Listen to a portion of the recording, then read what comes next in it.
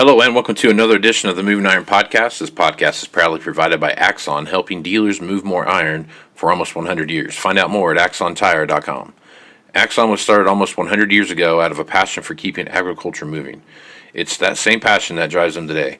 With a vision for a better experience for both farmer and dealer, they set out to create a better way to move more iron. When you partner with Axon, you get immediate access to a full range of products and solutions designed to meet the complex needs of today's grower. Axon carries all major brands and sizes of tires, wheels, and tracks. From custom colors and sizes to fully customized wheels, you can have the solution for virtually any problem today's farmer is trying to solve. To find more or become an Axon dealer, please visit axontire.com. Moving iron in the 21st century. Hard-working people working hard for you and me. Moving iron, time and time again. Through the years you'll find us here. Moving iron. Hello and welcome to the Moving Iron Podcast. Mark Shawn Hackett. This edition of the Moving Iron Podcast is brought to you by Axon Tire, helping dealers move more iron for the past 100 years. For more information, go to axontire.com and also tractorzoom delivering insights. If you're looking for a great way to track what's going on in the auction market, use tractorzoom's Iron Comps 500 independent auction houses to track that data and to see what's happening. So if you're looking forward to doing something like that and you decide to move forward with it, use Moving Iron at checkout and get yourself a discount. Shawn Hackett's nice enough to come on twice a week now to talk about what's going on in the marketplace. And we're going to briefly hit what's going on in the with the Pro Farmer Tour a little bit here, but also more importantly, it is Soft Market Day here with Shawn. And Shawn does a great job of tracking those, what's going on in the orange juice and coffee and cotton and sugar and all those fun things that don't get a lot of play on the normal news here. So Shawn, let's start with this. Pro Farmer comes out today. I think it's 1:30 Central, kind of a culmination of everything they've done so far and what that looks like. What I've kind of briefly peeked through state by state, not seeing a bunch of stuff there that shocked me at all. Pretty much what we've talked about and what we've seen and the stuff we've read about, there's nothing really there that's outlandish by any means. So I guess as you take a look at that information and what you see Pro Farmer doing so far, anything jumping at you as a big shocker? I didn't see anything that shocked me. It really comes down to, and I think we've said this before, will the current harvested acres number hold from the USDA or not? Meaning, I believe that there's a lot of harvested acres that the USDA is counting that are not harvested acres. In reality, they need to drop the harvested acres by several million acres at least. But they have tended in history to be reticent to do that. They don't like to do that. They prefer, that's the number, we're going to work with that number, and then they change demand or change yield. Or they eventually get around to changing acres, 9 months down the road. But so I'm assuming the USDA is going to stick with the number fairly closely. If that's the case, with the Pro Farmer Tour, for me, verified pretty much what I think's out there, which would be a low 170 yield crop, assuming those harvested acres hold. Now, if they bring those harvested acres down, then they can move the yields into the mid 170s. It doesn't change the net, the output stays the same.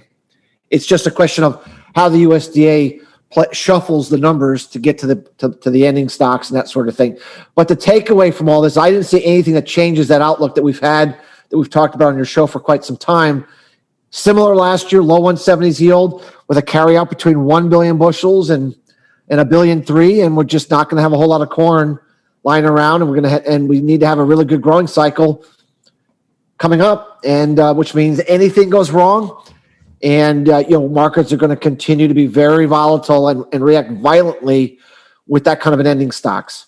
So, Okay, so if Pro Farmer comes out today and they basically just reinforce what the USDA came out with earlier this month when they had the August crop report came out. What do you think the market's going to do based on that information? Think they're going to take that as a very kind of backing up the bearish sentiment of that report, or do you feel like they're going to still do that wait and see what September brings out? Well, I mean, the market's already decided, right? They already took the USDA report and said, yeah, but harvest is coming. It's good enough. We're going to wait until late September when we get better information. We're going to sell. So if they come out and verify the USDA report, then it's not going to stop the speculator from selling the grain markets. They're just going to keep selling.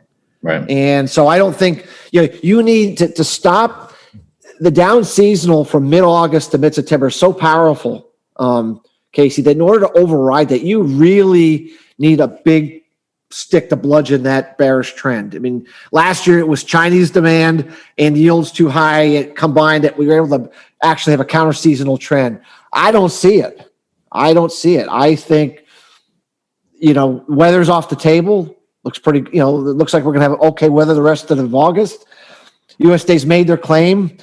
Harvest results aren't going to be sufficient enough to change the market's mind until mid-late September. So the speculator is going to say, you know what? I've been taught I'm supposed to sell. And right now the markets are going down. They're trending down. They're breaking resistance. I'm being proven right.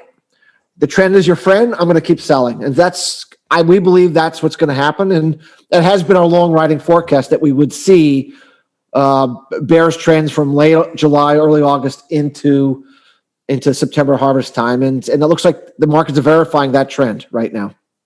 Yep. Okay.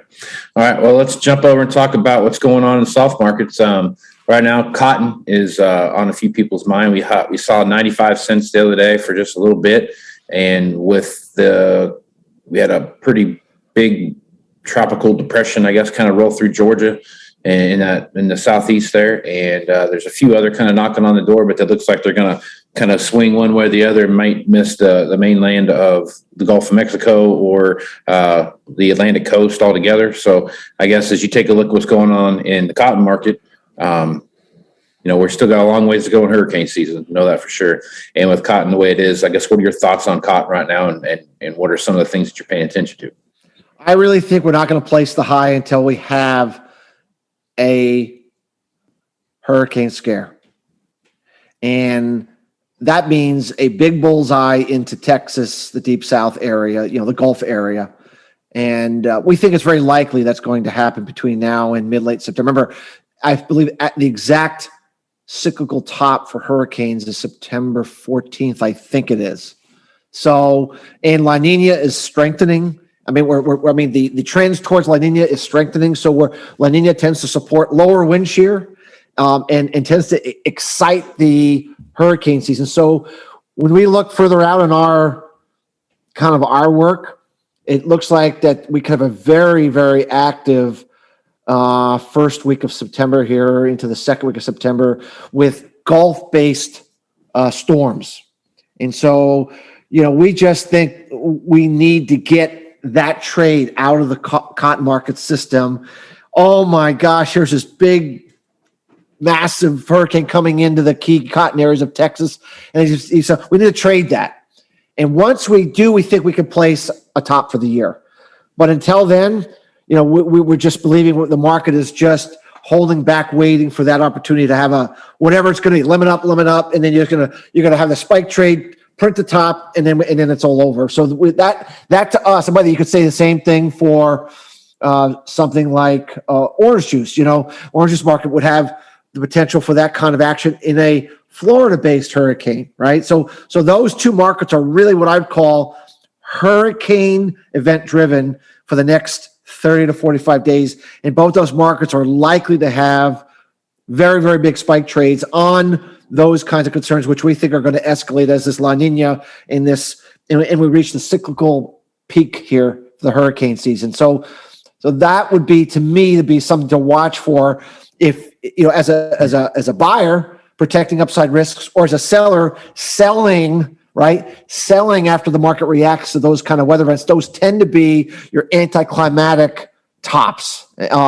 When you go, oh my gosh, it's the most bullish scenario I could ever imagine. That's your top. And so be ready for that. Because we think it's coming. So. Okay. All right. So moving into sugar beet harvest for a lot of the country, all the country that grow sugar beets right now. They're moving into that early dig season, especially where we're at. Starts 1st of September. Usually runs for about 2 or 3 weeks, and then they kind of open it up to everybody. But as this early dig starts, sugar has made some pretty good moves here of late. We're seeing some strong sugar numbers. A lot of that's translated back to what we see happening with some freezes in Brazil and on sugar cane and stuff like that, like we've talked about earlier. But do you think, as you take a look at what's going on in sugar, do you think that there's a good opportunity for sugar to maintain that path into a higher price through harvest? Well, the only way you're going to relieve this shortage is you have to get the Indian crop and the Thailand crop supplies onto the marketplace. Both of them look like they're having pretty good crops. We think we're going to have some pretty big sugar crops out of them. But, those supplies don't really become available, Casey, till the fourth quarter. Okay. So in the meantime, there's no one else that's going to fill the supply gap left over from the Brazil drought, the Brazil frost, and shoving too much sugar cane over to ethanol. There's no way you just can't overcome that. So we have a shortage. And the shortage, so the question is, how high do we have to go in the short run to get to those bigger supplies that are going to be swamping the market here in the fourth quarter? We've been saying all along that we thought this 20 to 22 cent area is probably high enough to do that, to kind of push ethanol demand, to push the production of ethanol back to sugar, to ease back demand for sugar to the extent that you can. We think that we're at 20 and a half today, Casey. I mean, we don't think there's a whole lot more upside to the sugar market, maybe another penny or two, maybe. But we think we've priced most of it in, unless there's some really back-end, last-minute weather problem that develops in India or Thailand that takes those crop off the top, which we don't see happening. It looks to me like we're getting pretty close to the finish line here on sugar for now.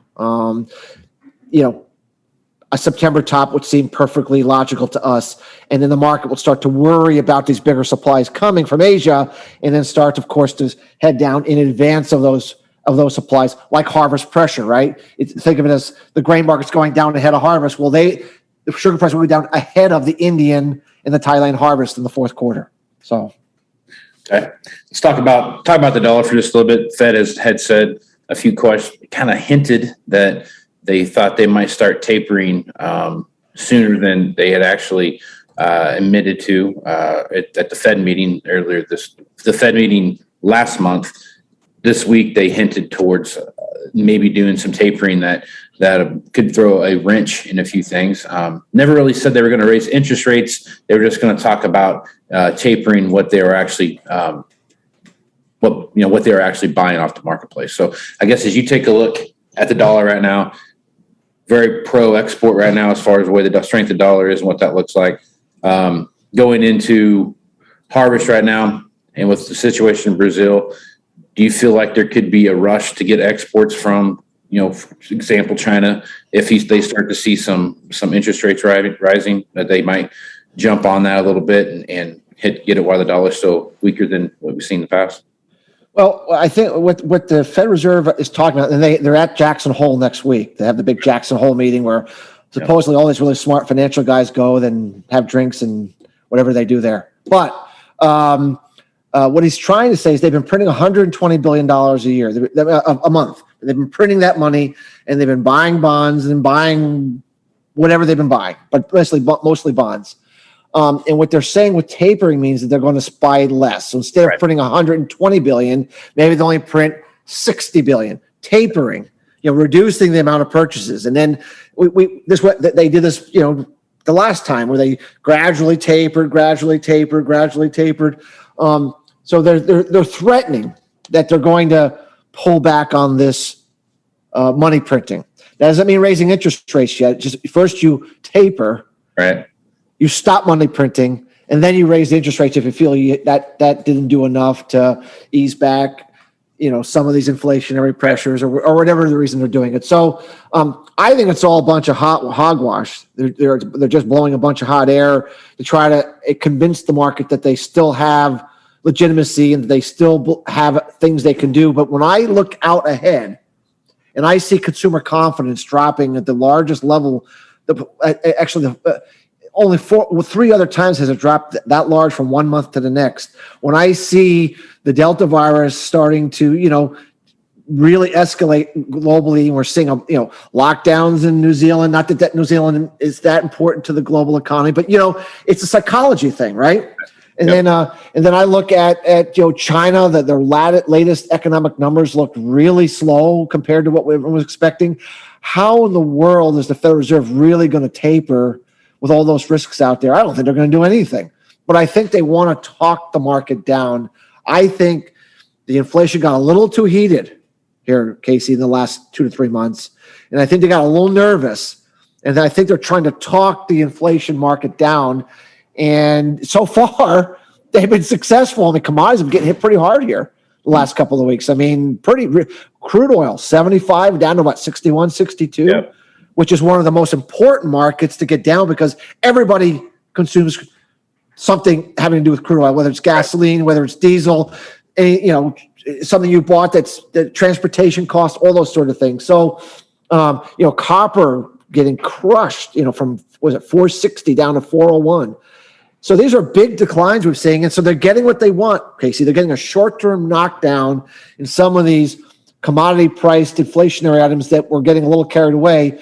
But ultimately, I don't think they're going to do anything. I just think they wanted and saw an opportunity to talk the market down, and they're getting what they want right now. And that's part of this reason why we've been a little bearish, as you know, on your show, worrying about the fall, because we thought this kind of talk would start coming out and knock a lot of these markets down and shove some of these speculators, out of these markets for a little while. And that's what's happening right now. So that seems to be the trend, at least into September.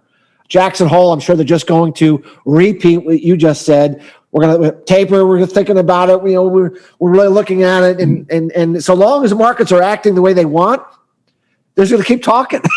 Right. Yeah. Okay. And then think of it this way. Another month from now, they're going to, we've assessed the situation globally, and because of the Delta virus and blah, blah, blah, we're on hold now. We're tapers off the I can tell we're going to be on your show, and we're going to talk about how they're rolling back their tapering ideas. I am sitting here telling you that's probably only a couple of months away from where they're going to, we changed our mind. Thanks. Sorry. That makes a lot of sense. Yeah. Well, there's a lot of moving parts, man. There's a ton of stuff going on. Do you feel like with this talk that it could spur any more exports out of the U.S. before they, with the way the dollar is right now? Do you think that could try to get ahead of maybe some possible move by the Fed? If the powers, there's what's said publicly that we hear, right. The narrative, right? They call it the narrative, what they want everyone to hear. Right. What they actually talk to each other behind closed doors they may already know it's definitely not happening. So if the Chinese authorities and other authorities really believe they're going to do something, then yes, I believe they will come rushing in for exports at some point later this year, because they're going to try to get ahead of a strong dollar and a weaker local currency in those countries. But if it's all talk and they know amongst themselves the Fed is absolutely not going to do anything, then of course they have no reason to do that. So it really depends whether my working theory that I just laid out is correct or not. But I would say keep an eye on those exports, because if all of a sudden we see a jump up in exports, like just out of nowhere, it will tell you that we probably are going to see the Fed taper. That might be a really good indication of whether my theory of them just talking but not doing versus doing, that may be a great pre-signal that they're ready to actually taper and they're not just talking about it. I think they're just talking about it, but that would be a great signal. It would help prices for a little bit. You get like a shot up on some of these exports, but it'd be very short-lived. Short-lived. Gotcha. Good stuff as usual, Shawn, man. Plenty of stuff moving on here. If folks want to reach out to you and get more information about what Hackett Financial can do for them, what's the best way to figure that out? Our website is Hackett, Hackett, advisors.com. We have interviews, podcasts, sample reports, white papers to see if what we do and how we look at things might be of value to those listening to your show. Yeah, good stuff. Make sure you go check that out. That's HackettAdvisors.com. There's a lot of great information there. A lot of lot of good just media spots that Shawn shows up on, a lot of stuff that he's done there. So make sure you check that out. So I'm Casey Seymour with Moving Iron Podcast. Make sure you check me out on Facebook, Twitter, and Instagram. That's where you're going to find the latest editions of the Moving Iron Podcast, any blogs I have posted. Also go to MovingIronLLC.com. You can find the entire library of the Moving Iron Podcast as well as the Moving Iron blog. So any information that you're looking for the Moving Iron Summit coming up, check that out too. In the upper navigation bar, go to the Moving Iron Summit and check that out. Agenda speakers. Shawn's going to be there talking about what's going on there. So there'll be a lot of great information that comes out of that. So with that, I'm Casey Seymour, Shawn Hackett. Let's go with some iron, folks. Out. You want to have a meaningful competitive advantage to help sell more equipment. Whether you represent the sales, parts, or management department of an implement dealership, there's a surprising amount of complexity when it comes to tire, wheel, and track technology. Let Axon worry about that so you can get back to supporting your customers. Axon has leveraged years of experience to create a streamlined process that gives you a proven path to help today's grower and sell more equipment. The roots of their organization go back almost 100 years to the invention of the rubber tractor tire. Supporting agriculture is the number one driver of Axon, from product development through sales and service. To find more or become an Axon dealer, head over to agmarkets.com. Moving iron in the 21st century.